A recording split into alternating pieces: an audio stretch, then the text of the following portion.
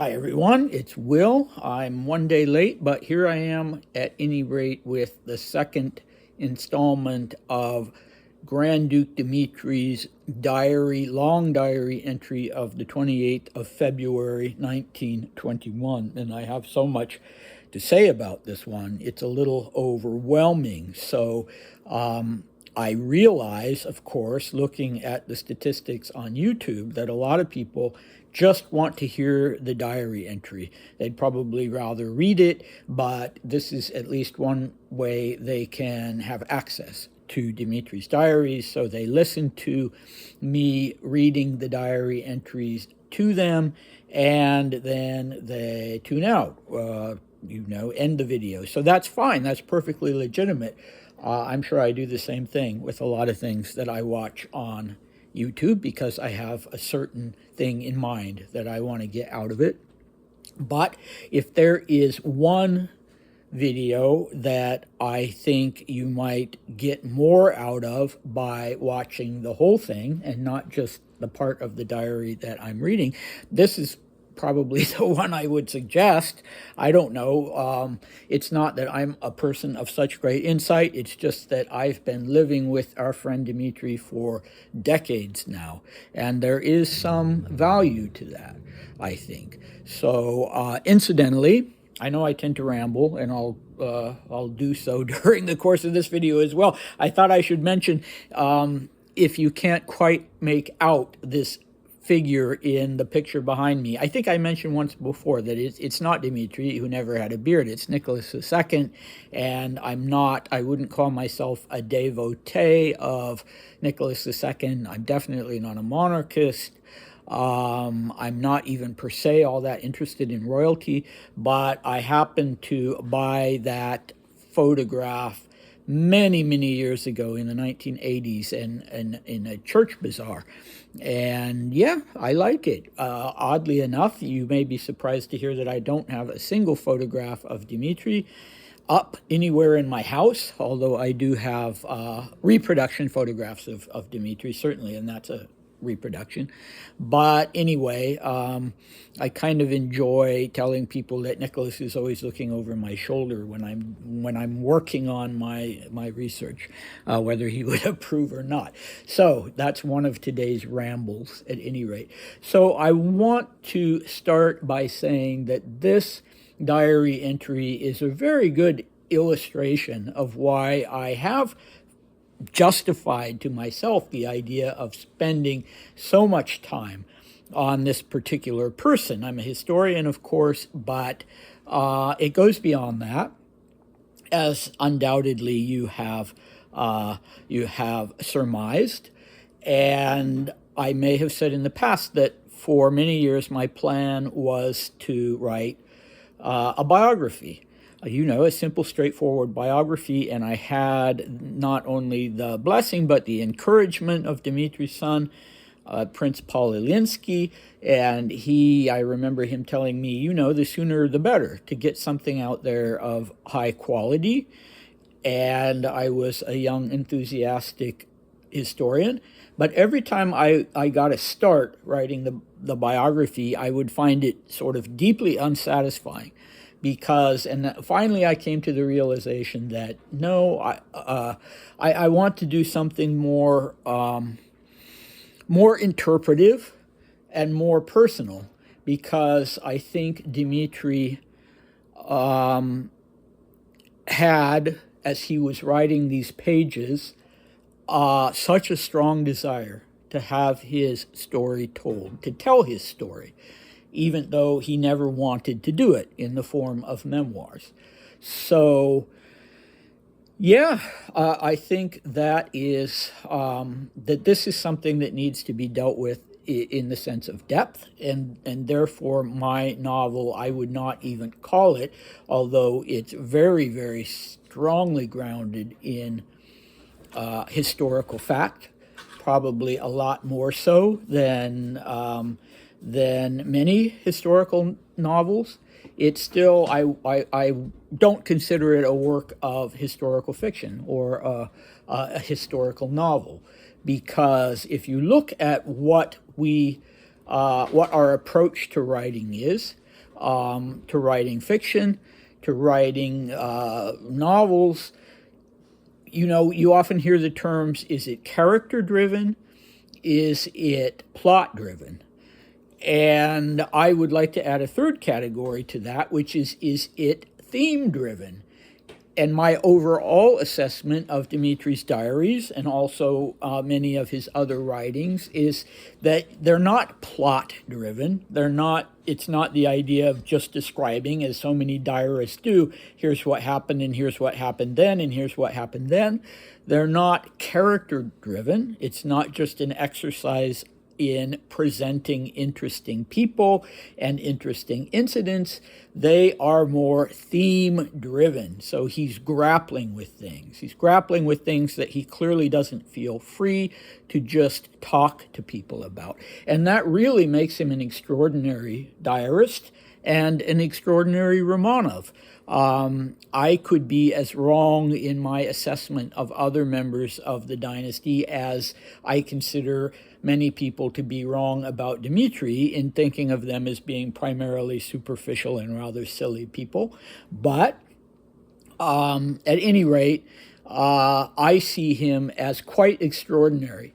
With the, there are two others that I put at the same level of interestingness because of their ability to grapple with what I would call existential questions.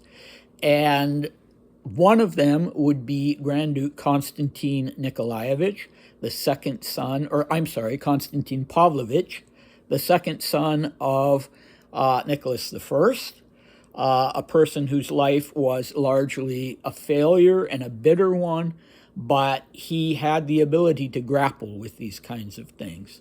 And the other one would be Grand Duke Konstantin Konstantinovich, Dmitri's great uncle, the very literary Grand Duke in the family. And, I might add Grand Duke Konstantin Nikolaevich, who was the father of Grand Duke Konstantin Konstantinovich, but Konstantin Nikolaevich had more of an outward-focused life. So he was a man like, not to the same extent, but like Peter the Great, he was a man of action, who could get things done. Okay, so let's see. This part of the long diary entry is very much describing an existential crisis, which we have a man who's about to turn 30 years old and whose life has been completely upended. And he's had, 3 years now to try to at least get his feet on firm ground. And yeah, it's very aptly described as an existential crisis, one in which there are two competing desires, that both of which he considers urgent and essential. But they're pretty irreconcilable as he sees them. So how do you deal with that? And that certainly is bringing out this tendency to talk about the big questions of life and to talk about them in a sort of poetic way that's very appealing. And he asks the question about whether his life is absurd or not. And, I wonder if any of us asking that question, honestly assessing our own lives, would come to the conclusion that our own lives were absurd or not. And you could certainly dive deeply into that, into a philosophical level. How would you define absurdity? How do you define meaning? How do you define purpose? What is the greatest good? All of these issues that philosophers love to just dive into. And I am not a philosopher, and I'm not trained to think about things like that in a systematic way, but at least from the perspective of a novelist, I find those to be the most fascinating questions as well. And I feel like if I didn't have that approach to Dmitri's diaries, I feel like at the end of the day, it wouldn't be legitimate. It wouldn't be justified to take someone's private, when someone is thinking thoughts as personal as Dmitri is. It would seem to me that it would not be legitimate. to publish in any form beyond just an edited version that's talking about the things that are purely of a historical nature. I would feel, I mean, I still feel guilty to a certain degree making these diaries known. I mean, they're going to be known anyway. There's parts of them have already been published in Russia, and that's a big project, a big ongoing project that happily I have some part in. But for me, the way I justify it to myself, to my own sense of what's right and wrong ethically, is that the approach I'm taking is one of trying to learn alongside and through Dmitri about what is fate, what is humanity, these big questions. And I love the fact that he would have been such an amazing character in a Dostoevsky novel. I mean, Dostoevsky did not focus on royalty, but he would have made such a perfectly Dostoevskian. So in that sense, even though he had very little Russian blood, you could say that he absolutely is, in an existential sense, he's very Russian, to the point that he could be a character in a Dostoevsky novel. Okay, so anyway, I've gone on for 11 minutes, and maybe I should only do one paragraph. I've got 2 paragraphs, but let's start and let's see how it goes. So here's the first paragraph, and if you recall last time he's talking, in the previous section, the first section of this diary entry, he was talking about how he just hasn't felt so relaxed and so at peace for years, not since, he doesn't say not since the revolution, but that he's found life in Copenhagen. He's about to leave. He's told us that he's going to leave to go back to Paris the next day, and that he's found life in Copenhagen so much more, relaxed, and finally getting out from under the great stress that he'd been feeling elsewhere. So that's the setup, and he gave us a number of reasons for why that was the case, the way people were treating him in general, and so on.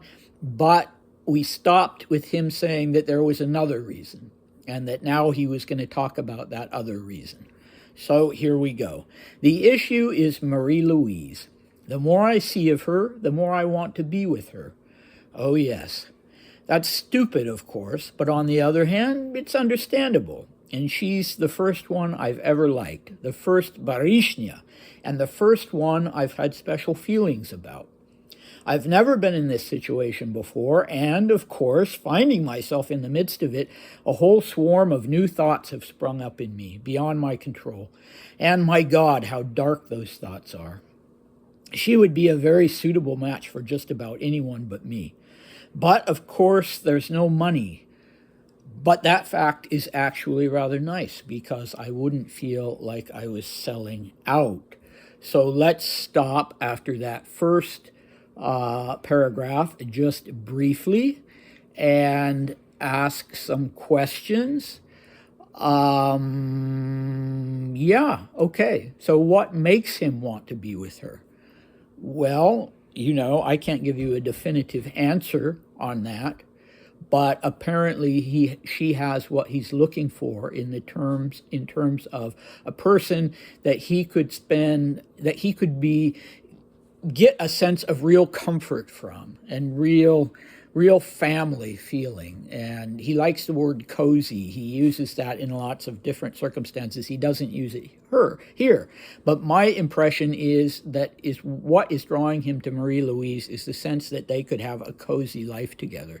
They could be a comfort and a support to each other, and these things that he's always really wanted in the sense of a family, with or without children, that they could be that for each other. So that's my sense of it. He could mean something else, but the main thing that springs to mind in relation to that is, does that mean he's in love with her? We've talked about how he was drawn to women who were experienced, both sexually and in life. And he liked women with whom he could have serious conversations. I mean, people like Audrey Parr and like Coco Chanel, they were women of the world, and they were women that he could talk about. Current events, if they were interested, but certainly matters of the soul and of, how life makes you jaded and things like that. Well, probably he's not going to be able to have that kind of relationship with Marie Louise, at least not at first. So that may be one of the reasons why he has reservations. But it's interesting that he does not use the Russian words for love, or going further still, the Russian word for being in love. He doesn't say that. He's very scrupulous about that. At other times, he will use the word love for people, even people whom he's just, thinking of in terms of friendship, like any of us would. Yeah, I love that guy. He's always fun. But in this case, he's not. He's, I think, quite deliberately not using the word love. He's only using the word like. But when you say that the more you're with someone, the more you want to be with her, that sounds like being in love, doesn't it? But at any rate, I use the word barishnya, which doesn't exist outside of Russian, at least not in English, maybe in some other languages. So this is the way of saying a young, noble woman, sort of with the understanding of a virgin and someone not experienced with life. Although you could have it, that's not necessarily the case. But again, that's the impression I'm getting from this. So much has been made about Felix Yusupov's claim that Dmitri was madly in love for a while with his cousin Irina Alexandrovna, and she was royal, so not really a barishnya in that sense, but the kind of person that we're talking about, a well-brought-up young lady who, is not yet experienced in life. And this is the first one, he tells us, and he's told us before, that he's ever liked. And he adds this time that she's the first one I've ever had special feelings about. And I've never been in this situation before. So, unless he's completely forgetting how he once felt about Irina, I would say that he never actually felt that way about Irina, or about Olga Nikolaevna, the emperor's daughter, or any of the other young women he was linked to. Okay, I'm not talking about, the women from the demi-monde, and he certainly was not in love with them either. But this is the first time he's found himself in this situation. And then he tells us a whole swarm of new thoughts that are beyond his control have sprung up in him. And Dmitri struggled with that a little bit. We talked about last time about when he had thoughts, when he felt like he was possessed by thinking about a certain thing, that he really had to be careful. He really had to try his best to get that under control, or he would end up in one of his black depressions, as he called them, if he couldn't just, put that in perspective. Okay, and immediately he tells us that these are dark thoughts. And from, even knowing him as I do, I was a little surprised by that, because he seemed to be going in another direction. He seemed to be saying, I have all these new thoughts because I'm in this new situation. And, being in love is, it's a wonderful thing, right? But no, these are dark thoughts. She would be a very suitable match for just about anyone but me. So why is he thinking that she is not a suitable match for him? And why are these thoughts dark? It would almost leave you to believe that he's thinking maybe he has some, gosh, I don't know, some sexual preferences or something like that that she would be horrified by. That's something that you would consider a dark thought that would make me unsuitable to marry this young woman. Although maybe to marry, an older woman, an experienced woman, it would not be a problem. But honestly, I don't think that's what he means. I really don't think that that's what he means. I think that the thoughts are dark because they're depressing. They're not what he would like to look to the future and be optimistic about how this marriage would work out. They're depressing, and the reason that they're depressing is that that he has this inner conflict between the two things he desires most. A family with a nice, sympathetic girl like Marie Louise versus what? What is the other thing that he considers essential and that he can't give up? And these two things are clashing. Well, you probably already know because this is not new territory in his diaries, but I'm going to go ahead and stick with just the first paragraph today because I've talked so much. And if I do the next paragraph, this will be way too long. But the next paragraph explains what it is that is the competing desire, that he's really torn between these two things. And of course, it has nothing to do with sex. It has nothing to do with the kind of dark thoughts that would be, down in the underworld kind of things. Definitely not. We will tackle that next time. This time, let me just say that I think this is very sincere. This statement he makes at the end of this paragraph about there's no money. And what he means by that, I'm quite certain, is that her family does not have the kind of money that would allow he and his wife to live a sort of grand ducal existence. They would have to live on a small scale. They'd be living in Denmark. He would have a position in the Danish army, and they would have a privileged life. They would be wealthy, but it would be in a provincial kind of way, you could say, using that not to mean literally living in the provinces, but compared to the elite cosmopolitan, it would be life on a smaller scale. And that worries him. But he also says it's actually rather nice because if he was marrying someone for money, he would feel like he was selling out.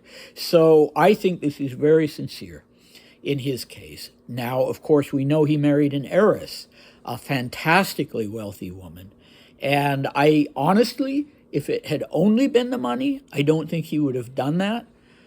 But on the other hand, I think, he was going to tell himself, either I genuinely do love this woman or I can fall in love with this woman. And that was the way, if the part of him that knew he needed money to live the way that would make him comfortable and happy, if that part of him was saying, yes, marry this woman no matter what, I think it wasn't acceptable to him. He really needed to feel like he wasn't selling out.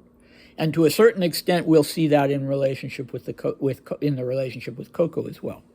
But let's leave it at that and say, maybe tomorrow. Maybe I should do these back to back, or at least on Monday, we'll get to the other side of the issue and talk about that.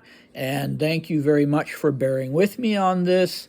I look at it as kind of a journey, and if you want to just hear the diary entry, that's fine. But if you want to come along for the trip, so to speak, then that's great. I'm very pleased. I'm always, wanting to hear from any of you who are watching about what your thoughts on are on these things. But yeah, okay. I'll see you next time. Thanks for watching.